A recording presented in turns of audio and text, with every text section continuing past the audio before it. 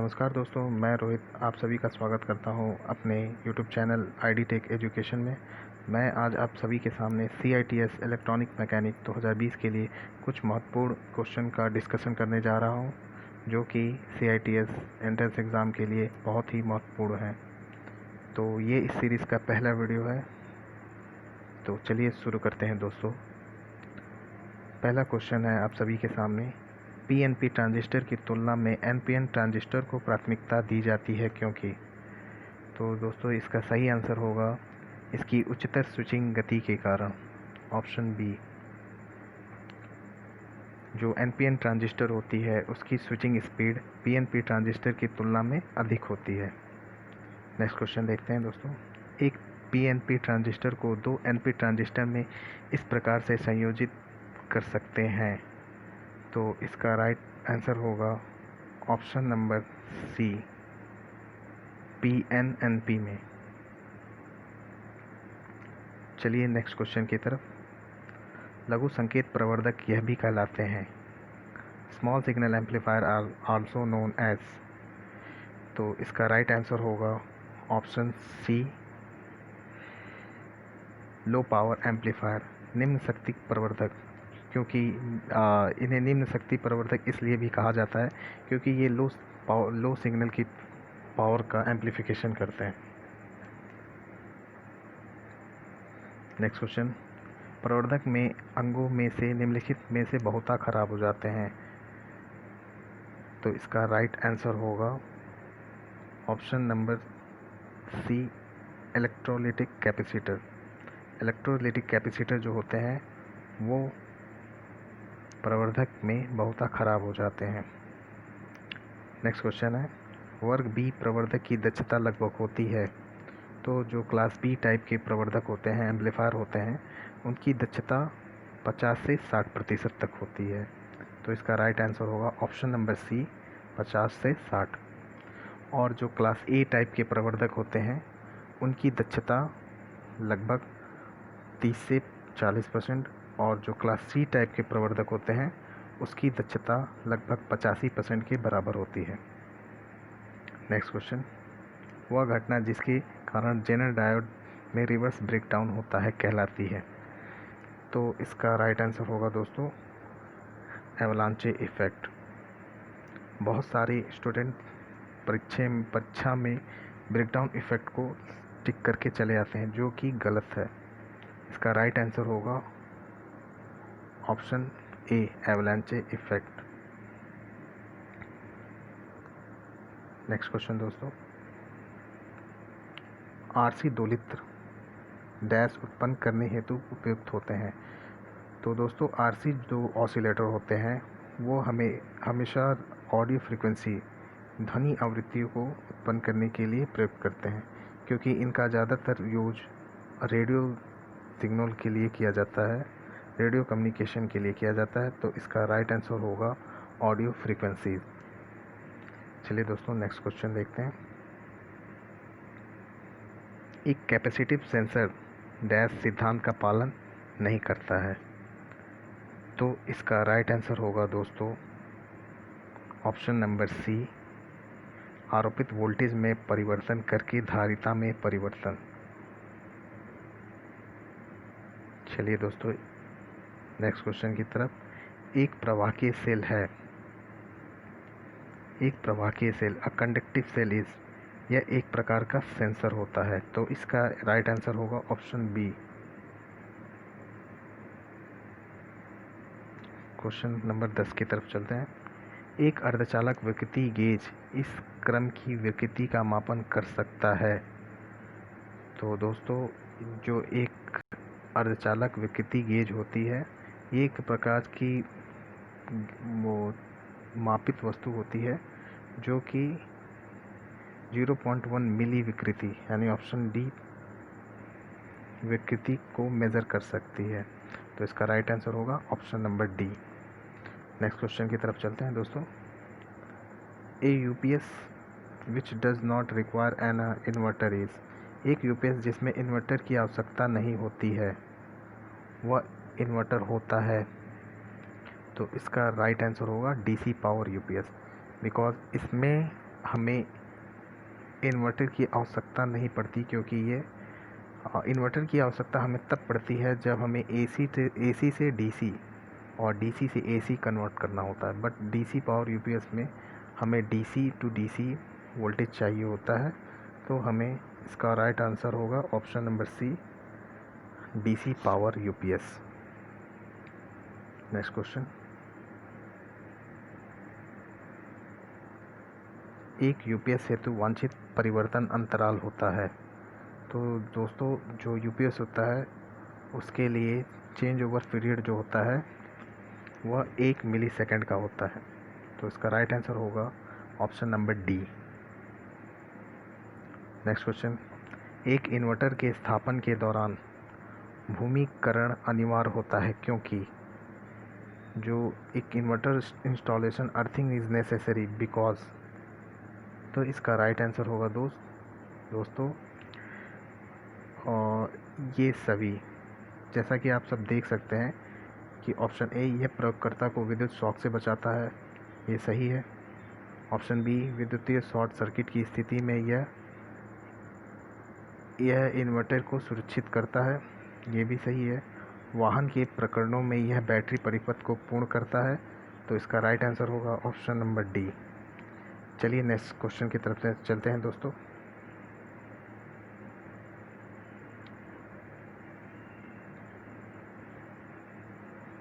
Next question 14, एक inverter में AC मुख्य आपूर्ति को बैटरी आपूर्ति में परिवर्तित करने हेतु कौन सी युक्ति का प्रयोग करते हैं। तो इसका राइट आंसर होगा दोस्तों रिले। रिले जो होता है वह एक इन्वर्टर में एसी मुख्य आपूर्ति को बैटरी आपूर्ति में परिवर्तित करता है। तो इसका राइट आंसर होगा दोस्तों ऑप्शन नंबर बी, रिले। चलिए नेक्स्ट क्वेश्चन की तरफ चलते हैं दोस्तों। क्वेश्चन नंबर 15, एक 3 पिन आईसी वोल्टेज रेगुलेटर परिपथ के निर्गम साइड में एक संधारित्र को प्रयोग करने का उद्देश्य होता है। तो इसका राइट आंसर होगा दोस्तों परिपथ के चालू बंद होने के दौरान बाईपास ट्रांजैक्शन का उत्पन्न होना। तो इसका राइट आंसर होगा दोस्तों option number B, a bypass transaction produced during on off the circuit. चलिए नेक्स्ट क्वेश्चन की तरफ चलते हैं दोस्तों। निम्नलिखित में से कौन सा आइटम सोल्डरिंग के पूर्व एक केबल जोड़ को साफ करने हेतु बेहतर होती है। तो इसका राइट आंसर होगा दोस्तों सैंड पेपर। सैंड पेपर से हम क्या करते हैं कि सोल्डरिंग को, जहां हमें सोल्डरिंग करनी होती है उसकी सफाई करने के लिए सैंड पेपर का हम यूज़ करते हैं। तो इसका राइट आंसर होगा option number B, sandpaper. चलिए नेक्स्ट क्वेश्चन की तरफ चलते हैं दोस्तों। पीसीबी में सोल्डरिंग की आधुनिक तकनीक जो यूज़ होती है वो टिप सोल्डरिंग होती है, क्योंकि बहुत सारे पीसीबी सर्किट जो होते हैं उसमें जो कंपोनेंट्स होते हैं काफ़ी पास होते हैं। तो डीप सोल्डरिंग टेक्निक का यूज़ करके हम इजीली सोल्डरिंग कर पाते हैं किसी भी पीसीबी का। तो इसका राइट आंसर होगा ऑप्शन सी, डीप सोल्डरिंग। चलिए नेक्स्ट क्वेश्चन की तरफ चलते हैं दोस्तों।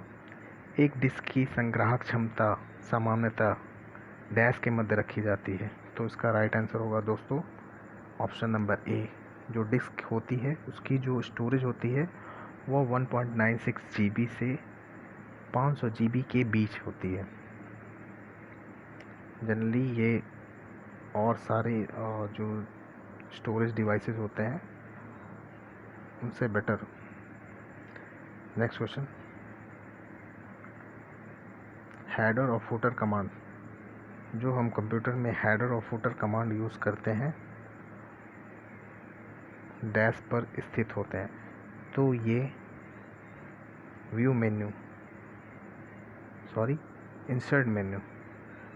इंसर्ट मेन्यू में यूज़ होते हैं। तो इसका राइट आंसर होगा insert menu, option B. Next question, URL का पूर्ण रूप होता है।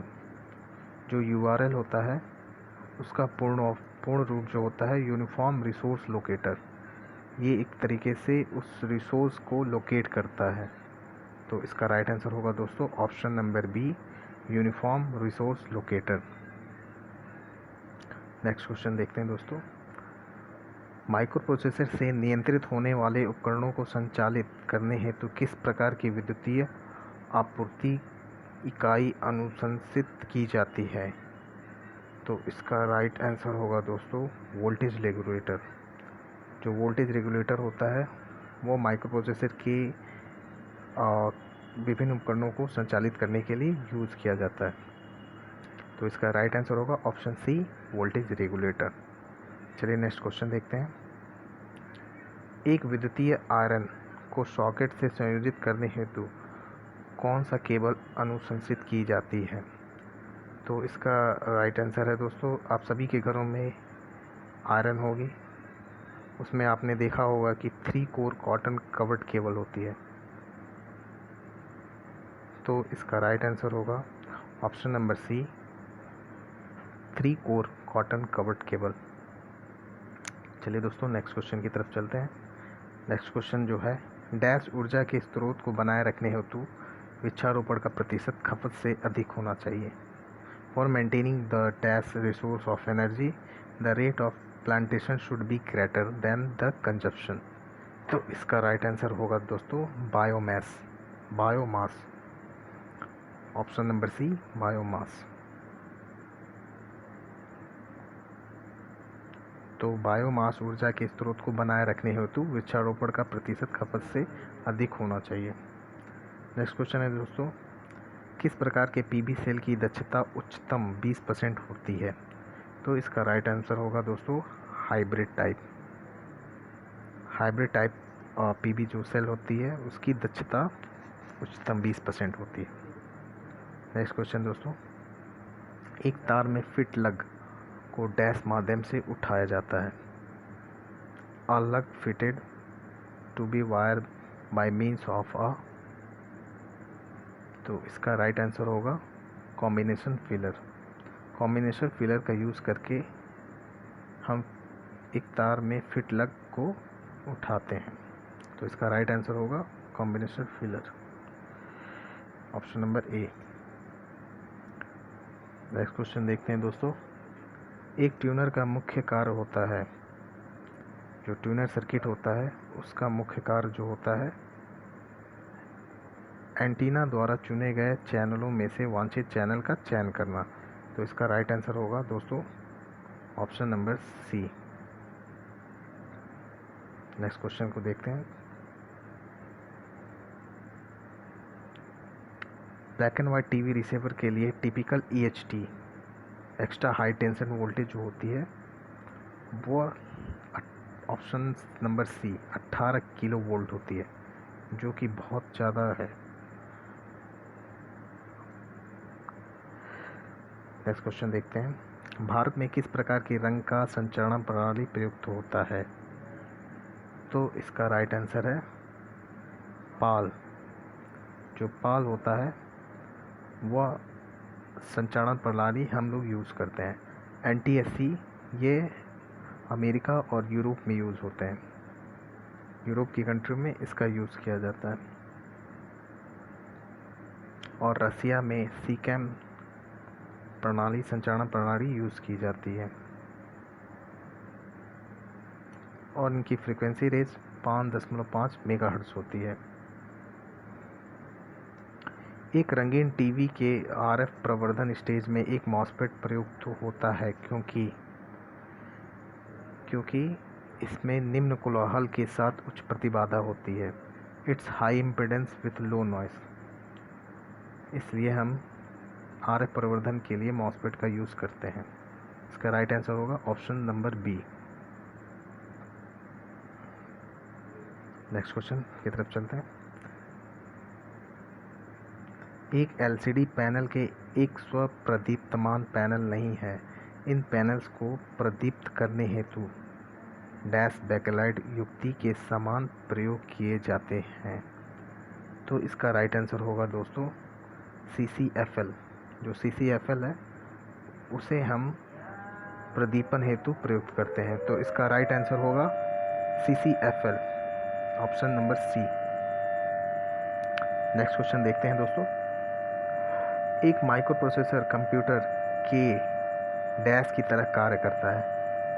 माइक्रो प्रोसेसर जो होता है वो कंप्यूटर के CPU की तरह काम करता है। तो इसका राइट आंसर होगा दोस्तों option number B, CPU। Next question की तरफ चलते हैं दोस्तों। एक इंटीग्रेशन यूनिट जिसमें 10 लाख से अधिक लॉजिक यूनिट्स निहित है वह कहलाती है। तो दोस्तों वह कहलाती है ULSI। ULSI means ultra large scale integration, और VLSI means very large scale integration, LSI large scale integration and MSI is medium scale integration. तो 10 लाख से अधिक लॉजिक गेट्स यूनिट्स निहित है वो है ULSI। इसका राइट आंसर होगा option number D, ULSI। VLSI में 10 लाख तक यूज़ होते हैं। आगे 33 नंबर क्वेश्चन। माइक्रो प्रोसेसर 8085 में 40 संयोजक पिंस होती हैं, जबकि माइक्रो प्रोसेसर 8051 माइक्रो कंट्रोलर, यहाँ मिसप्रिंट हो गया है, इसे आप माइक्रो कंट्रोलर कर लीजिएगा। जो माइक्रो कंट्रोलर होता है उसमें भी 40 पिन होते हैं। तो इसका राइट आंसर होगा ऑप्शन बी, 40। नेक्स्ट क्वेश्चन की तरफ चलते हैं दोस्तों। पेंटियम 2 कंप्यूटर में प्रयोग होने वाली एकल फेज रैम की डाटा संग्राहक क्षमता होती है। तो इसका राइट आंसर होगा दोस्तों 512 MB, 512 MB। जो पेंटियम 1 कंप्यूटर में प्रयोग होने वाली एकल फेज रैम जो थी उनकी स्टोरेज क्षमता 256 होती थी, बट पेंटियम 2 में 512 कर दी गई। तो इसका राइट आंसर होगा ऑप्शन बी, 512। नेक्स्ट क्वेश्चन की तरफ चलते हैं। Question number 35। एक माइक्रो प्रोसेसर प्रोग्रामेबल तार्किक युक्ति होती है 8085 माइक्रो प्रोसेसर में होती है। तो दोस्तों इसका राइट आंसर होगा 16 एड्रेस बस होती हैं और 8 डेटा बस होती हैं, जिसमें 8 जो मल्टीप्लेक्स्ड बस होती हैं जिसमें डेटा प्लस एड्रेस दोनों होती हैं, बट टोटल 0 से 15 एड्रेस बस होती हैं, A0 से A15। नेक्स्ट क्वेश्चन देखते हैं दोस्तों। एक सेल फोन मुख्यतः रूप से एक ट्रांस रिसीवर की तरह काम करता है। तो इसका राइट आंसर होगा ऑप्शन सी, बिकॉज ये डाटा या सिग्नल को सेंड भी करता है और प्लस रिसीव भी करता है। तो ये एक तरह से रेडियो ट्रांस रिसीवर की तरह कार्य करता है। तो इसका ऑप्शन होगा राइट ऑप्शन होगा option number C, radio trans receiver. Next question देखते हैं दोस्तों। सिम स्टैंड फॉर, सिम से क्या तात्पर्य है? जो हम मोबाइल फ़ोन में सिम यूज़ करते हैं उसका जो फुल फॉर्म होता है वो होता है सब्सक्राइबर आइडेंटिटी मॉड्यूल।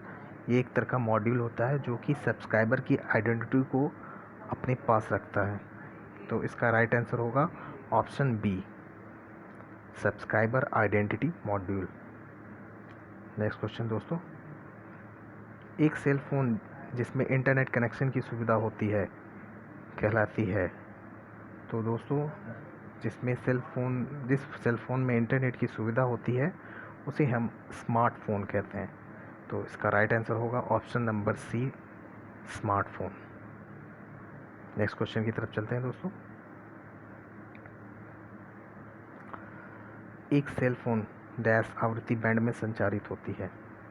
तो दोस्तों इसका राइट आंसर होगा जो टेलीफोन्स होते हैं, जो सेल फोन्स होते हैं, उसकी जो बैंड रेंज निर्धारित की गई है वो 800 to 900 मेगाहर्ट्ज़ की गई है। तो इसका राइट आंसर होगा, और ये फर्दर चेंजेस होती रहती हैं जैसे ही जो हम पुरानी 1G 2G जो सिस्टम होते थे उसमें ये 800 से 900 मेगाहर्ट्ज़ असाइंड है। तो जो सेल फ़ोन होती है उसकी बैंड जो होती है वो 800 से 900 मेगाहर्ट्ज़ के बीच होती है। तो इसका आंसर होगा option number C. Next question की तरफ चलते हैं दोस्तों। Next and last question,